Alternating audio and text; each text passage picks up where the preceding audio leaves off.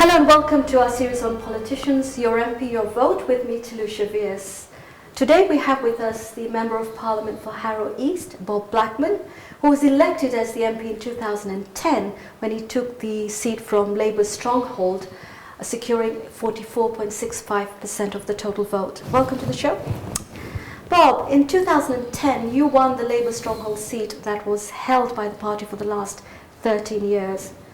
It must have been a real fight to the finish during that time. It was a real battle. I was selected 4 years before the election, and I was the candidate seeking election for a long time. But before that, I was on the Greater London Assembly representing the area. So I've always had a local connection. I've lived in the area for Wembley and Harrow for 56 years. So I'm actually steeped in the knowledge of the area. And so I am a local politician, and having served on Brent Council for 24 years, it was a natural step up for me. And I fought 3 elections in other places before I contested in Harrow. So it was a huge battle. Yeah. So it was a Labour stronghold. Well, and what made it become a Conservative territory? What changed people's opinions? Well, it was a Conservative stronghold up until 1997, and then in 1997, when Tony Blair became Prime Minister, there was a sweep of seats in North West London. Virtually every seat went to the Labour Party, and then it's taken us. It took us 13 years to win the seat back, and it's the first of the seats, really, together with Hendon next door, that came back to us. So we made huge inroads. Obviously, it was a big battle. One of the things, of course, is that as a local politician, a local individual representing an area, people knew who I was, what I stood for, the sort of work I'd been able to do on behalf of the community before I was elected. So part and parcel of the appeal I made then and I make now is obviously saying, well, I've done this for you already on the London Assembly and on the Council. This is what I would do for you as an MP. And now I'll be going back to the electorate saying, this is what I've done for you, please re-elect me. So before, you just said you're a local boy, West London boy. Before you got into politics, you were at university studying physics and maths.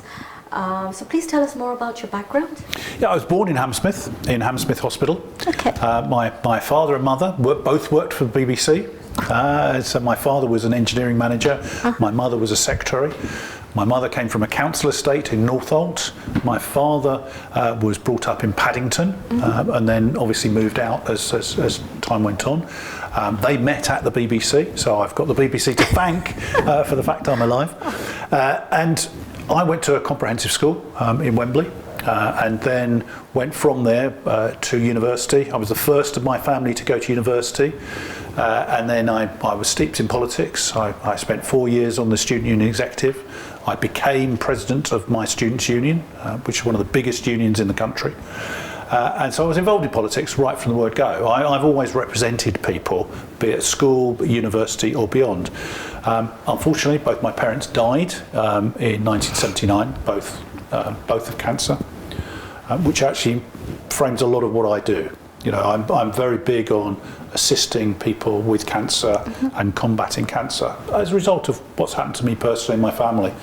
And so I was left with 3 younger sisters, all of whom were teenagers, and to look after them. So I had to... A parent role. I took on, became a parent almost overnight. And I can tell you, that's a real challenge. I know for a lot of families where children, they're born and they grow up and they become teenagers, that's a challenge. But I can tell you there's nothing like the challenge of suddenly becoming effectively the parent to 3 younger sisters. So I then got a job, went out to work, and then later on, after I'd established myself in my career, I went back into politics as a local councillor, then I fought, as I say, 3 general elections before I was elected.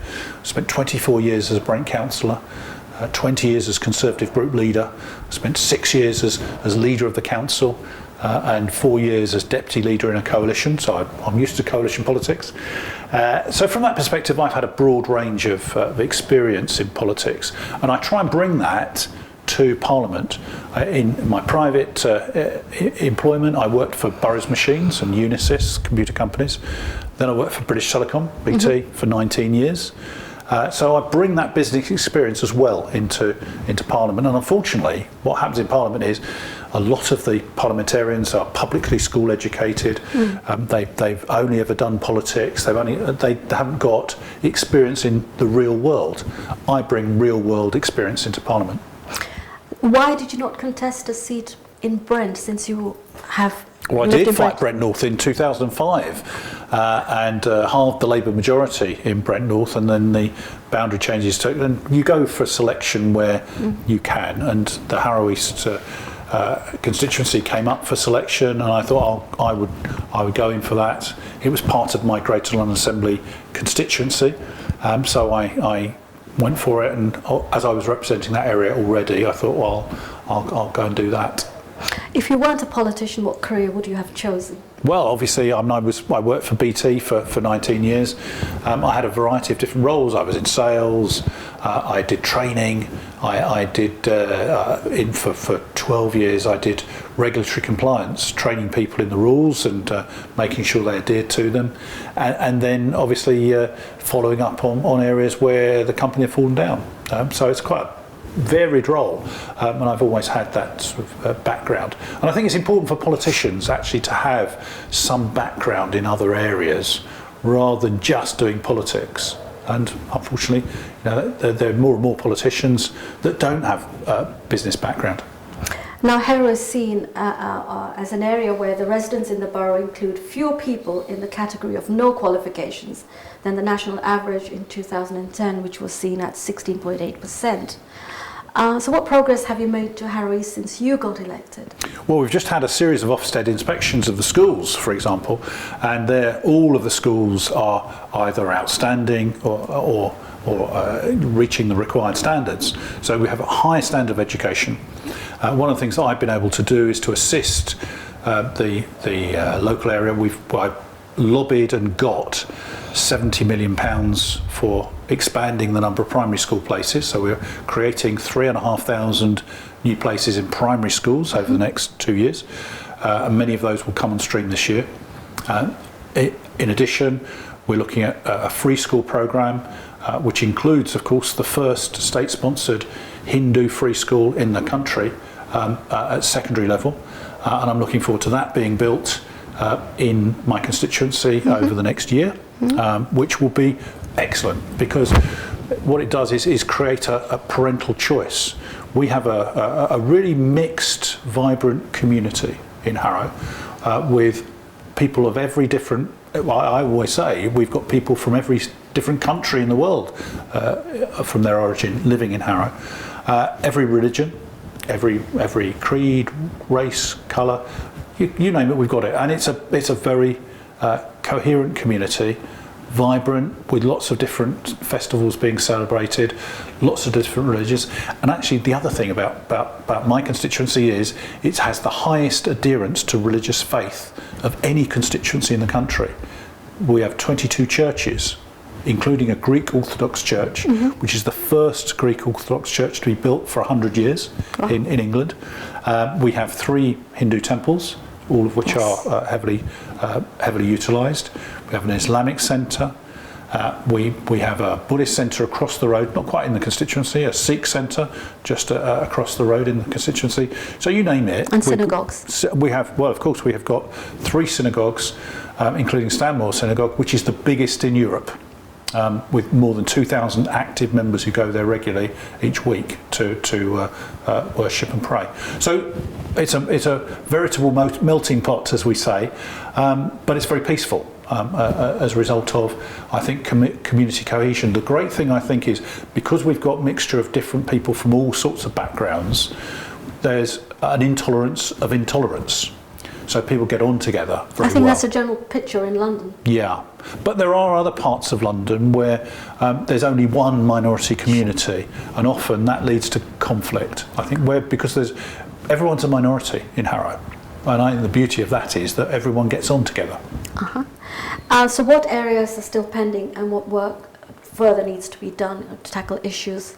Well, I mean, one of the things I've been lobbying for the last 5 years, and we've only achieved it yesterday, in terms of the outcome, is the agreement to rebuild the Royal National Orthopaedic Hospital in Stanmore, which is an internationally renowned hospital. But if you were to go there, you'd see the brilliant doctors and nurses who do fantastic medical work in third world conditions. They still have the huts that were there for the Second World War, in which they give medical treatment. Now, we finally got the go-ahead to rebuild the hospital completely. So this is a £242 million rebuilding programme in phases. So it will start during this summer, and we'll start to build that. We've also, of course, added on a new accident and emergency unit at Norfolk Park Hospital, some £21 million, which I helped to secure the funding for and the development.